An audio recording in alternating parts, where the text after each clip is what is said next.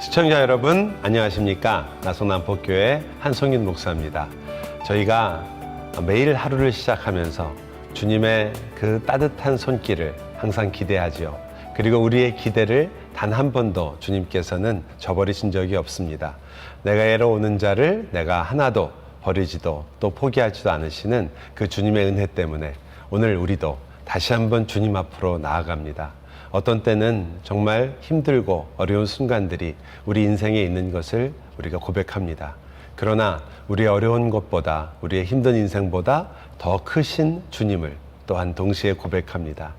그래서 저희가요, 먼저 하나님 말씀을 한번 같이 생각해 보면서, 그리고 거기로부터 우리가 매일매일의 삶 속에서 주님께서 주시는 그 평안과 기쁨, 어디서부터 오는 것일까?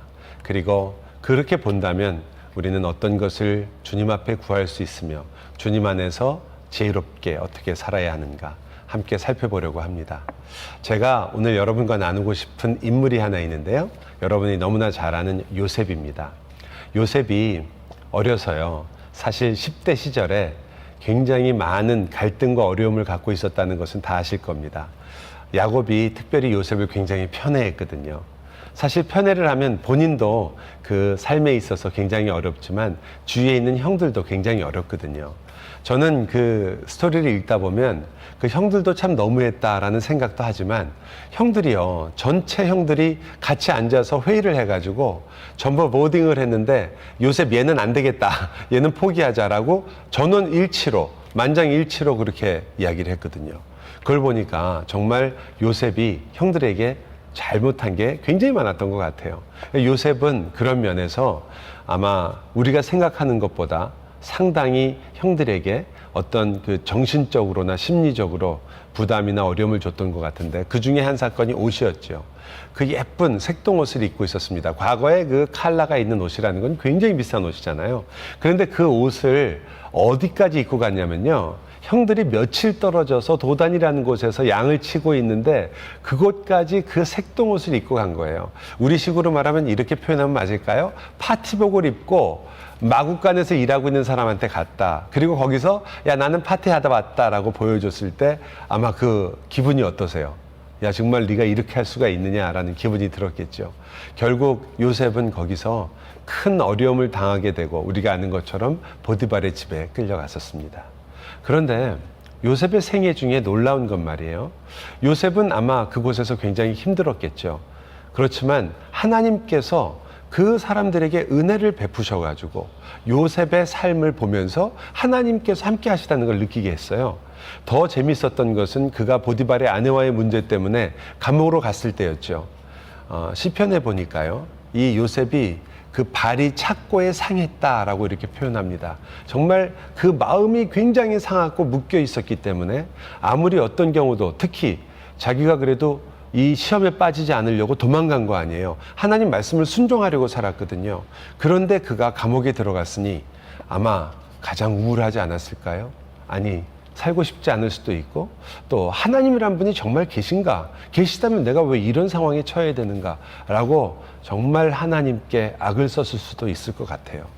그러한 요셉의 삶 속에 하나님께서 또 재미있게도 간수가요, 그 요셉을 보면서 얘는 하나님께서 함께하고 있는 사람이구나라고 하나님께서 은혜를 입혔다, 이렇게 얘기합니다. 제가 그 다음에 오늘 여러분과 함께 나누려고 하는 아주 굉장히 중요한 단어가 나옵니다. 감옥에 들어간 요셉, 성경은 그에 대해서 말하기를 그가 형통하였더라 말합니다. 도대체 뭐가 형통이란 말입니까? 무엇이 그가 형통할 수 있다고 말할 수 있을까요? 사실 이 형통이란 단어는 요셉 편에서 본다면 도저히 이해할 수가 없습니다.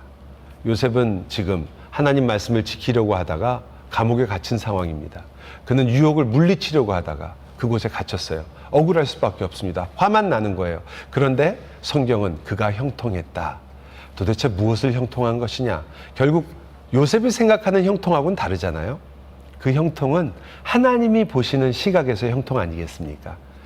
뭐냐고요? 바로 하나님께서 계획하고 원하시는 일이 그의 삶에서 이루어졌을 때 우리는 그가 바로 형통했다고 이야기합니다. 만약에 그것이 사실이라면 그는 하나님의 뜻이 이루어지는 형통을 경험하고 있는 거죠. 여러분은 어떠십니까? 저와 여러분도 하나님께서 우리 한 사람 한 사람에게 뜻을 가지고 계시고 계획하고 있다는 것을 신앙으로, 믿음으로 항상 고백합니다. 그렇다면 그 하나님의 뜻이 가장 선하다는 것은 우리가 다 알고 있죠. 한 가지만 더 말씀드려 볼까요? 그렇다면 그 선한 뜻이 우리에게 이루어진다면 그것은 행복하고 형통한 일이 아닐까요? 한 걸음만 더 나가 보겠습니다. 그럼 오늘 여러분의 생애는 하나님의 뜻이 이루어지는 생애입니까? 아니면 다른 나의 뜻이나 내 계획만 이루어지는 시간입니까?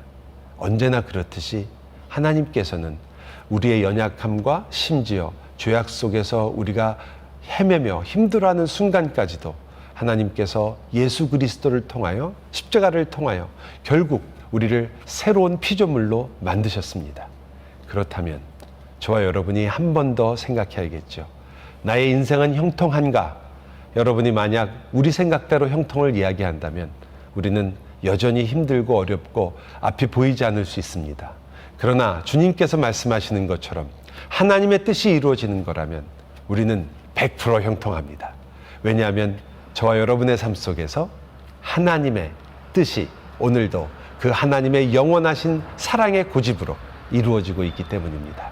그러므로 우리가 다시 우리의 약하여진 무릎을 일으켜 세우고 주님의 나라를 바라봅시다. 왜냐하면 여러분은 너무나 형통한 인생을 살고 있기 때문입니다. 여러분의 삶 속에서 그 형통이 더 풍성하게 열매를 맺고 심지어는 우리에게 아픔과 어려움조차도 하나님의 형통을 이루어서 여러분에게 감사와 기쁨의 매일매일이 주님과 함께 걸어가는 그 하루하루가 결국 주님의 영광이 드러나는 그 삶이 있으시기를 주 예수 그리스도께서 주시는 그 놀라운 풍성 속에 거하시기를 간절히 바랍니다.